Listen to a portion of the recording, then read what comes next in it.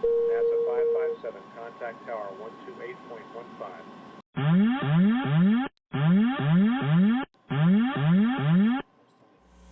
Caution, caution. Manual, fuel, manual, fuel. I'm John Goglia. I'm Greg Fife. And I'm Todd Curtis. And we are the Flight Safety Detectives. Between us, we have over a century of aviation accident investigation and safety experience to draw on as we discuss issues that affect all of us. So we are qualified to share our perspectives on accidents and incidents and what can be learned from them for the future. We're proud to say that we have two sponsors that really relate to the topic of aviation safety: the Professional Aviation Maintenance Association, or PAMA, and Avemco Insurance. Later on in the show, we'll tell you how you can get a 5% discount on your insurance just for listening to the show. We don't just dissect the official reports. In every episode, we identify safety issues and take the mystery out of accident investigations. So maybe pilots and their planes can have safer flights ahead.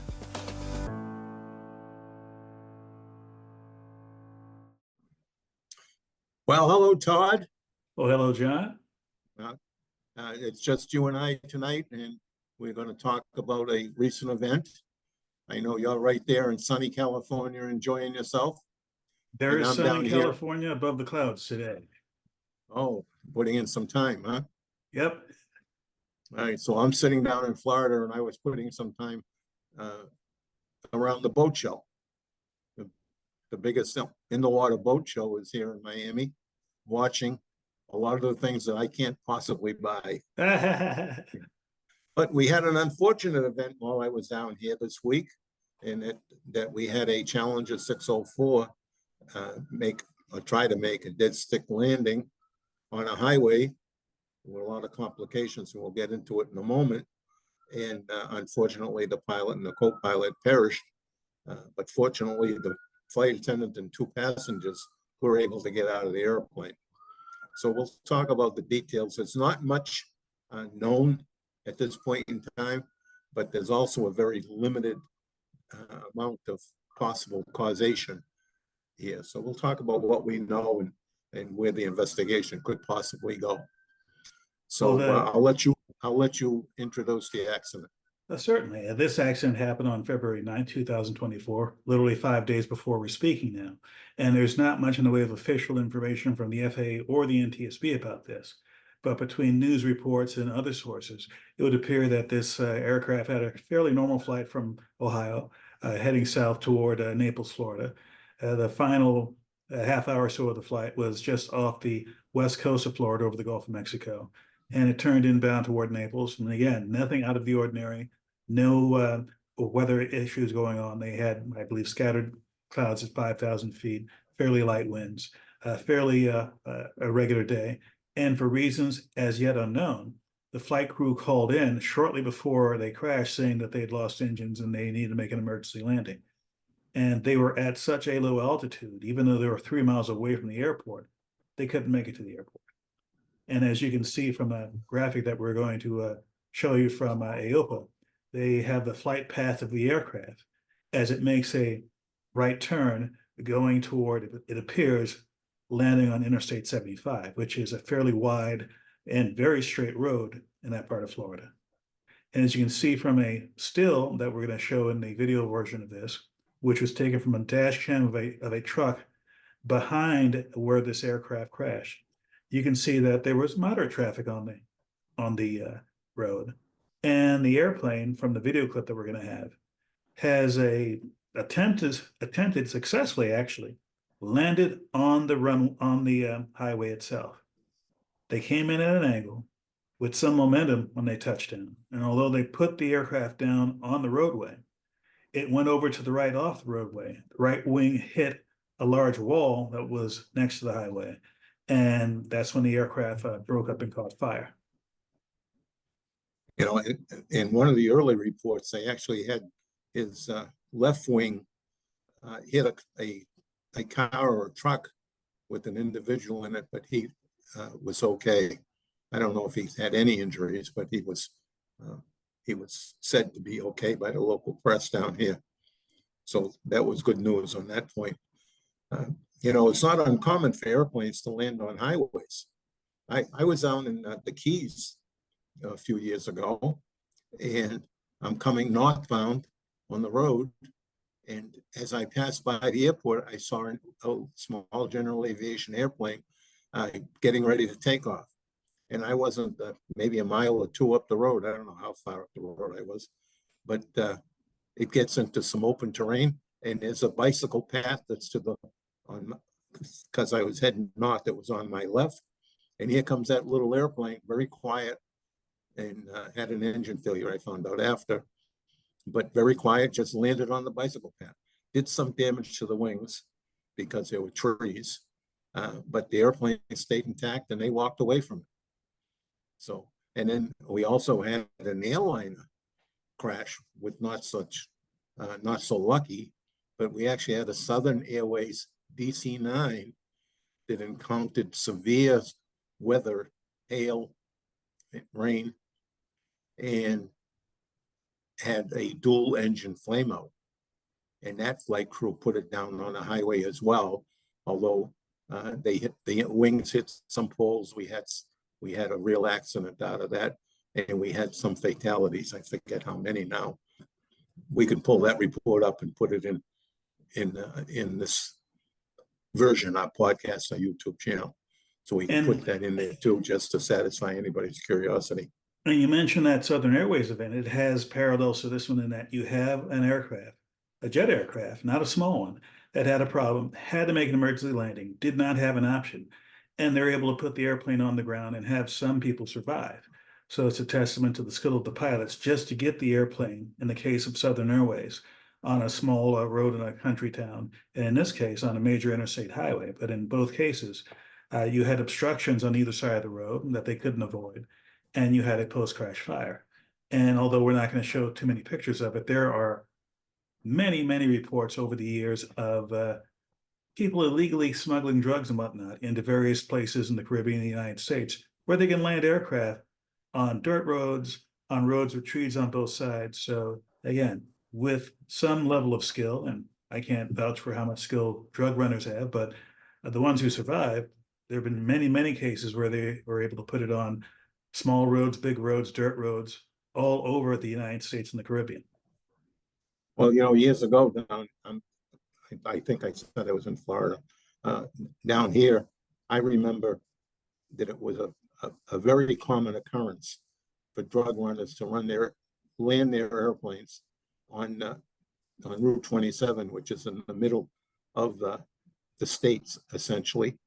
Long, straight road, clean from just north of Miami, all the way up to the lake in Clewiston.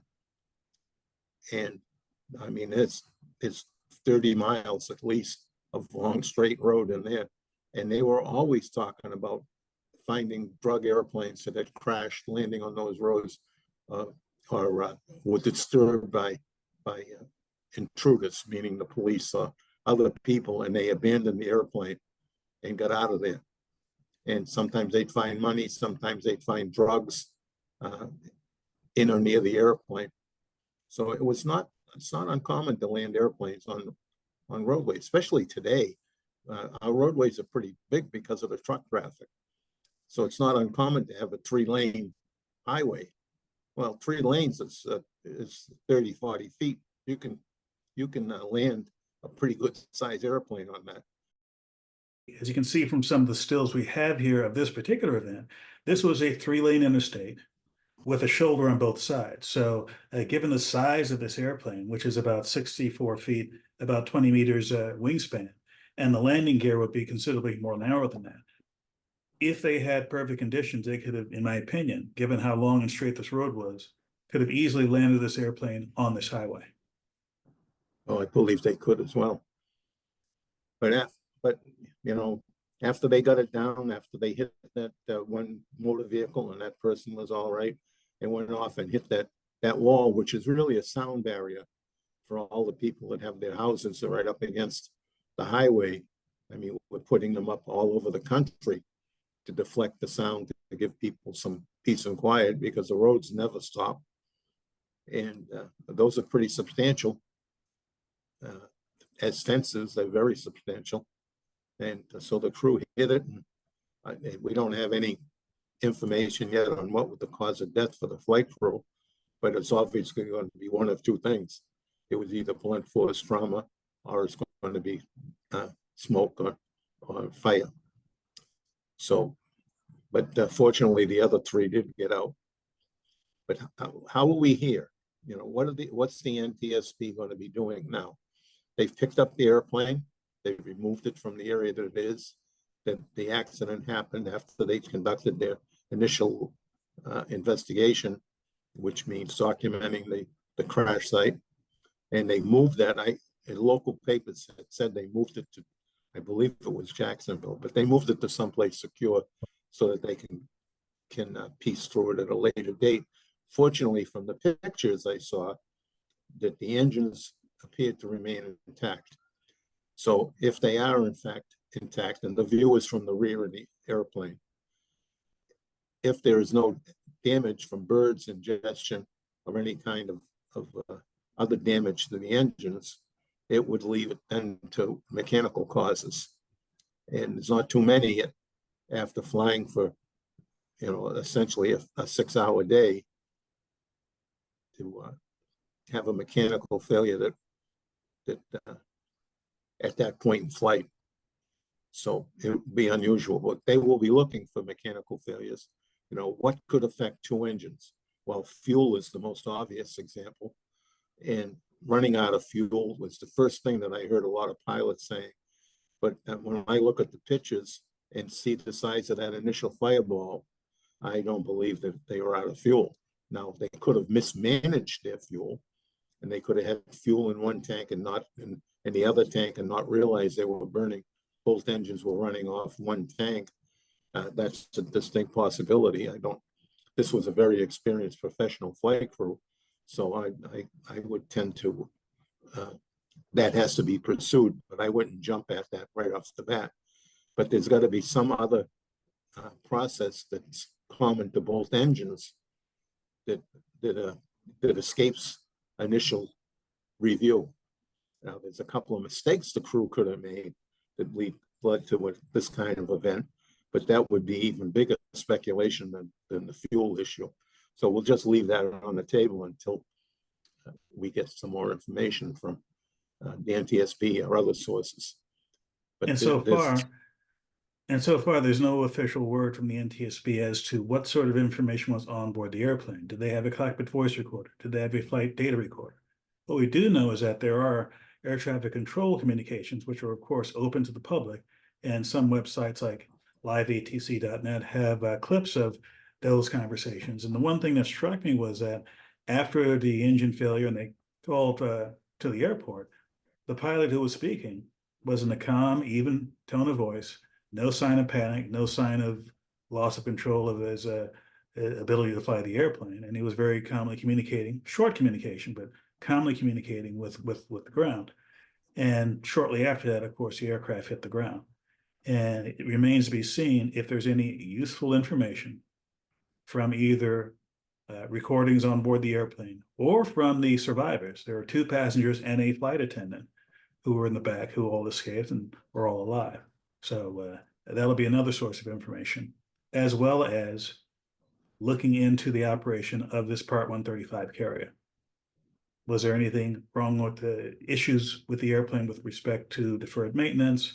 Were there fueling issues at any point? Those kinds of questions. But again, very early in the investigation, no official word yet. So speculation is not something we're going to do at this point.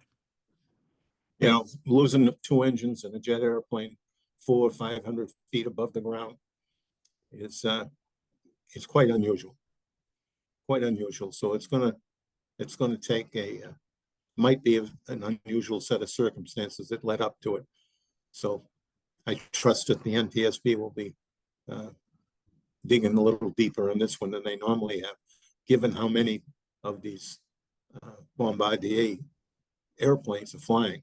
Basically, the 600 to the 605 are the same airframe and very similar systems in all those different models. So there's quite a few of them out there, so that it's going to be quite a bit of interest to get to the bottom of how we could have lost 2 engines on an airplane like And this. they're well over 1,000. I'm not sure the exact numbers, but well over 1,000 that have been produced during the lifespan of this aircraft. They're flown by civilian and military operators all over the world, corporate operators, Part 135 operators, what have you. And variants of this, expanded variants of this, have been used as small airliners as well. So should there be anything inherent to the design of the aircraft or of the systems, it could be something that would affect a number of planes around the world. But again, very, very preliminary part of the investigation. It might be weeks or months before anything substantial comes of it. Yes, I'm sure if there was something obvious with the engines, like a bird strike, that would have already been announced. So it's going to be something that's going to take a little more work to uncover.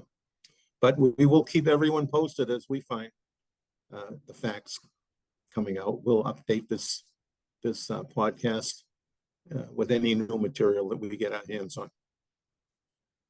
All right, with that, Todd, I'll let you give the second last word. Well, this is something that comes up frequently in the shows that we do. What do you do in an emergency? How do you plan for it? Well, one way to plan for it is to keep in mind at critical phases of flight, what's my plan of what to do if something goes wrong? Every time I take off, I assess the airport I'm at, I assess the obstacles that might be out there. I say to myself, okay, if there's a problem, I'll go in this direction or that direction, or I'll fly over in this direction where there's mud flats where I can land in an emergency, as opposed to trying making it back to the airport. Not that I'm thinking it's going to happen every time, but putting oneself in that state of mind will put you in a place where, should something happen, even something nowhere near as catastrophic as what happened to this aircraft, rather than obsessing on what do I do next, you've already thought it through 100 times. You'll just do it. Yes, we've seen that over and over. People trying to save the airplane by returning to the airport and getting into the impossible turn. We talk about that often on this program. It takes a very, very experienced and practiced pilot to be able to make that turn after takeoff with the likes of an engine failure. And you're far better off, have far higher chances of surviving if you just find a place in front of you and put the airplane down, rather than trying to get back to the airport. You know, airplanes can be replaced, the person can't be. So, and as always, I would say to you, please, if you're going to go flying, do what Todd just said, a good job of pre-planning. All right, plan for the unexpected. When you get out to the airport, plan it again. When you get to your airplane, do a thorough pre-flight. We still have problems. Virtually every time I go digging into the records to try to find another podcast material for a podcast, I come across another accident or another incident where maybe somebody didn't die, but where the airplane was substantially damaged, and it was a result of poor pre-flights. You know, gust locks installed. We still have people taking off with gust locks installed in the airplane. And we still have bad fuel in airplanes. What happened to the sumping?